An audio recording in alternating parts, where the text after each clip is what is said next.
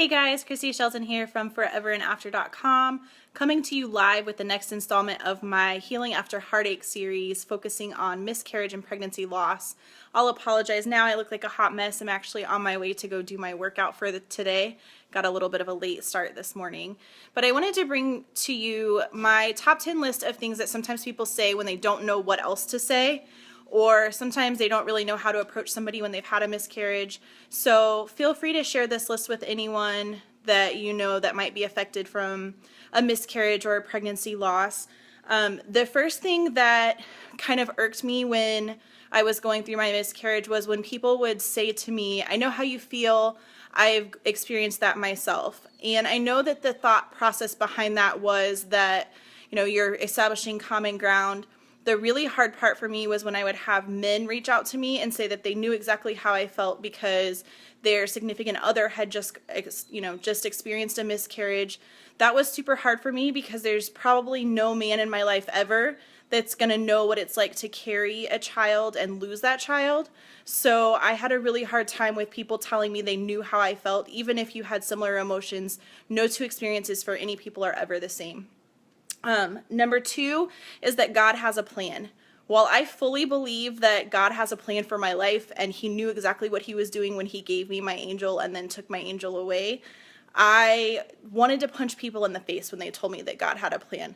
I knew deep down he had a plan, but that was not a truth that I was ready to hear at that point in my life or in my journey. And so that's not something I recommend saying to somebody who's going through that situation at that particular time. Number three is I hear a lot of people say, well, at least you have another child. This didn't obviously apply to me because I don't have any other children, but some of my friends that have experienced miscarriages have shared with me that people are always like, well, at least you have little Johnny or little Susie, or at least you have another child, as if that child is going to take the place of the one that we just lost. Every pregnancy, every loss is different and unique. You still miss that child just as much even after you have other kids. And it doesn't really make it any better that, yes, you do have another child to focus on and give your love to. You still have that void for the child that you lost. Number five is you must be devastated. So I particularly was devastated. I took it really hard. I buried myself in my bed for 2 or 3 days. I probably didn't shower. I binged on ice cream, and it was really hard for me to lose my first pregnancy. And I know that not everybody handles pregnancy the same way. Not everybody gets the same instant emotional attachment. So when you tell somebody that they must have been devastated, if they didn't feel like they were devastated, then at that point they feel like there's something wrong with them. Like, well, why wasn't I sad enough? Why, what's wrong with me? Why didn't I have the right response or the right emotions? So just try to be like a comforting support for people that are experiencing this without any judgment as far as how they're feeling or how you think they should be feeling. Number six, this was one of my favorites. I told you shouldn't have worked out. I told you shouldn't have worked 2 jobs. I told you should have gotten more sleep. Seems like everybody in my life knew exactly what I should have been doing to prevent this. But the fact of the matter was my baby had trisomy 22. It's a genetic defect. It wasn't caused by anything I did. There was not anything I could have done to prevent it. It was simply, God's will or bad luck. But telling somebody that they should have done something differently or implying that it was their fault kind of hits a nerve for me because we already feel guilty enough losing our children to begin with. We don't need somebody else making us feel that much more guilty and that much more afraid for the next time this happens. Number 7, you can always have another one. And I got that a lot too. Well, it was your first pregnancy. Chances are this won't happen again. You can have another child. And that's true. I can have more children. But nothing's going to change the fact that this baby is the one that made me a mother. This is the first child I'll ever have. I'll always long for this child. I'll always want to know, what this child would have grown up to be, what the life would have been like, what my child would have looked like. Was it a boy or a girl? Those are all questions that I'm going to have, and it doesn't matter how many other children I have. It's not going to take away the fact that I lost this one. Number 8, there must have been something wrong. Well, obviously, if you're having a miscarriage, there's something wrong.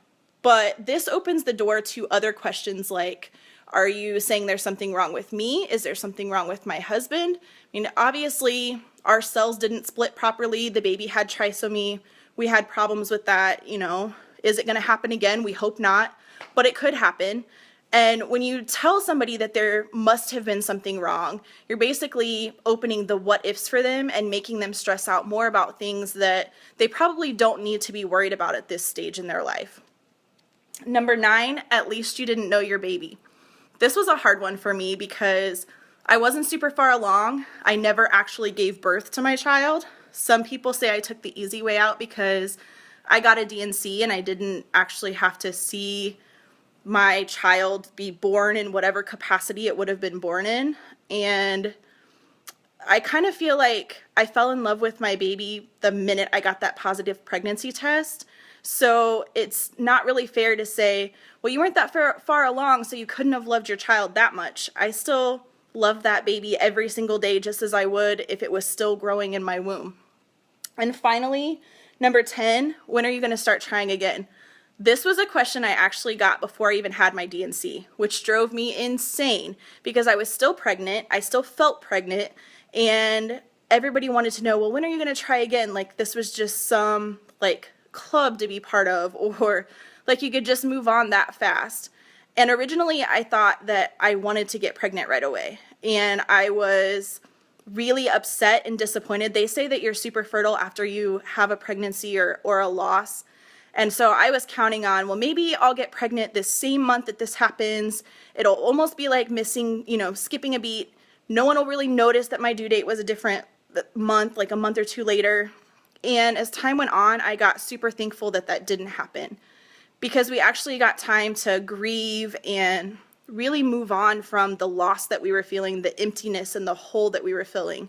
The thought of getting pregnant terrifies me. Like we're officially trying now, I guess you could say, but the thought of waking up and finding out I'm pregnant is terrifying for me because if this happens again, I don't really know how I'll get through it a second time. I was strong enough the first time, but you start to question things from then on. So I hope this list has helped you. I will be posting a short and condensed version of this list in a blog post that's going to be easily shareable. If you know of anyone that could stand to read this, some people that maybe need a little bit of etiquette help or things like that, feel free to share it and reach out to me with any questions or comments you have. I will catch you guys later. Thanks.